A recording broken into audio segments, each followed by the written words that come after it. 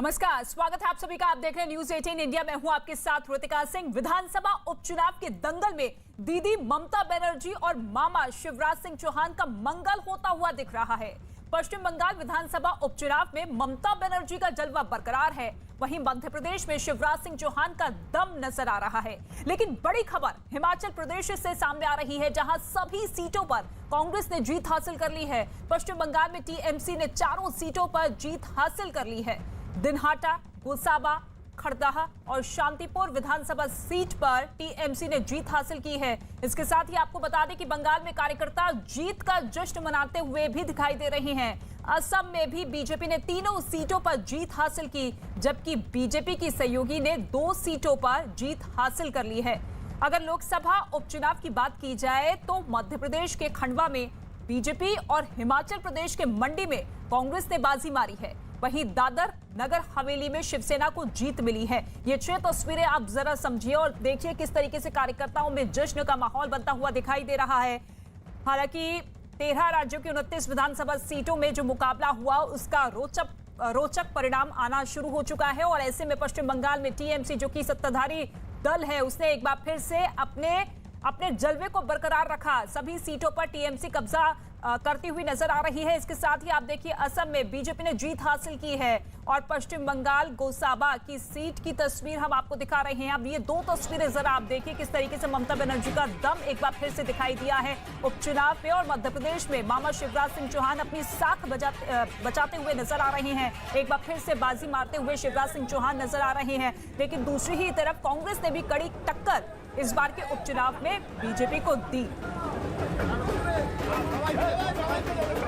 तो इस दंगल में अब मंगल यहां पर ममता बनर्जी और शिवराज सिंह चौहान करते हुए नजर आ रहे हैं। हालांकि चुनाव आयोग की तरफ से जश्न को लेकर सख्त चेतावनी दी गई है कि किसी तरीके का जश्न नहीं मनाया जाएगा, लोगों की भीड़ नहीं इकट्ठा होनी चाहिए। लेकिन इसके बावजूद आप देखिए किस तरीके से नियमों को ताक पर रखते हुए कार्यकर्ता जश्न में डूबे हुए नजर आ रहे हैं। भारी भीड़ है, लेकिन दूसरी ही तरफ ये उपचुनाव के नतीजे जिन पर हर किसी की नजरें टिकी हुई थी, क्योंकि ये तमाम चुनाव बताते हैं कि किस तरीके से मौजूदा सरकार जो है अपनी साख बचाने में जुटी हुई थी और दूसरी ही तरफ विपक्ष जो दल है वो लगातार चुनौती देते हुए मौजूदा सरकार को नजर आ रहे थे।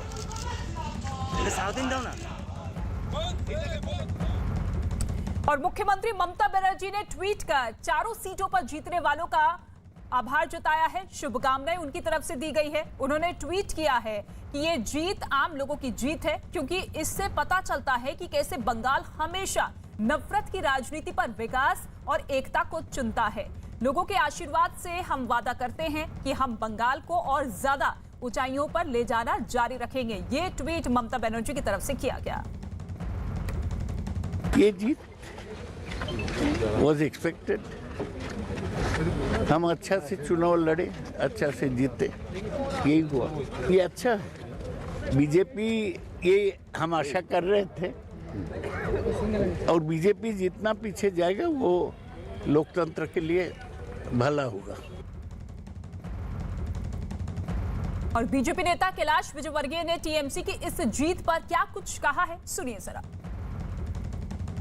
की बात करते हैं, जहाँ चुनाव नहीं होते हैं, पोलिंग बूथ पर सिर्फ कब्जा होता हो, जहाँ पोलिंग एजेंट को बैठने नहीं दिया जाता हो, जहाँ पोलिंग एजेंट हम तय करते हैं उनके घर पे जाकर पुलिस चले जाती है कि बाद में हमारी जवाबदारी नहीं चुनाव के बाद। जब पुलिस, गुंडे और राजनीतिक दल तीनों का नेक्सस जब काम करता हो तो वहाँ चुनाव थोड़ी होते हैं।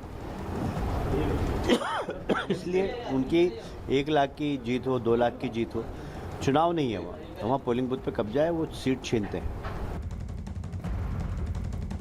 तो बूथ कैप्चरिंग का आरोप सीधे तौर पर कैलाश विजयवर्गीय लगाते हुए इस वक्त आशिका सिंह हमारे साथ मौजूद है। बंगाल से उनका रुख कर लेते हैं। आशिका, बंगाल का हाल क्या कुछ कहा जा सकता है, क्योंकि सभी सीटों पर इस वक्त मौजूदा सत्ताधारी दल टीएमसी कब्जा करती हुई नजर आ रही है।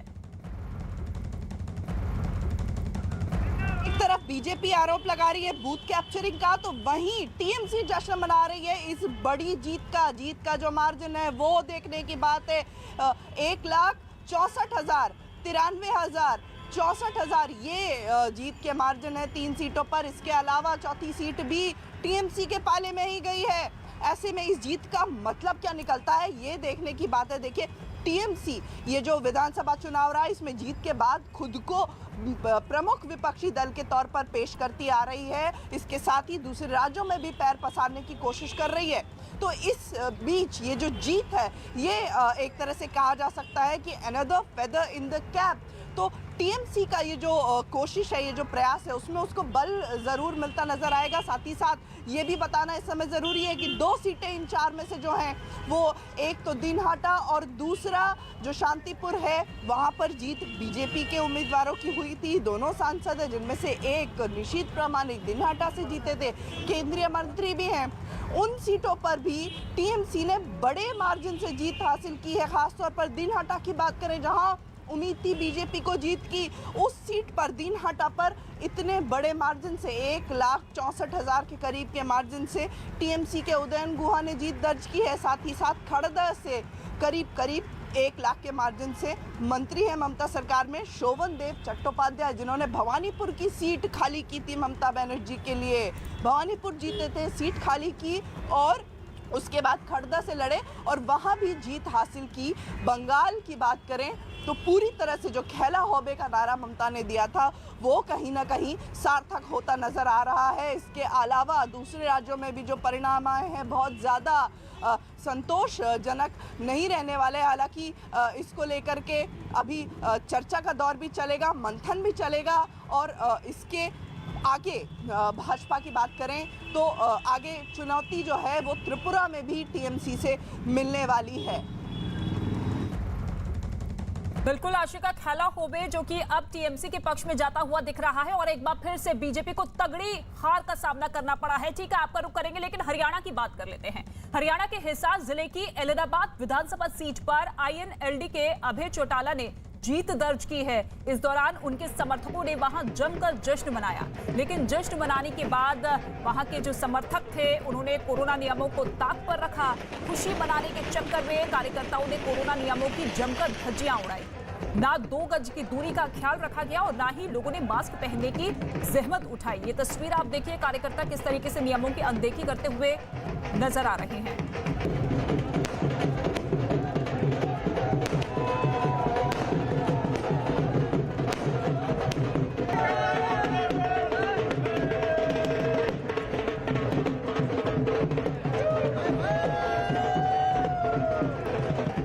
मेरी जीत नहीं, ये किसान की जीत है।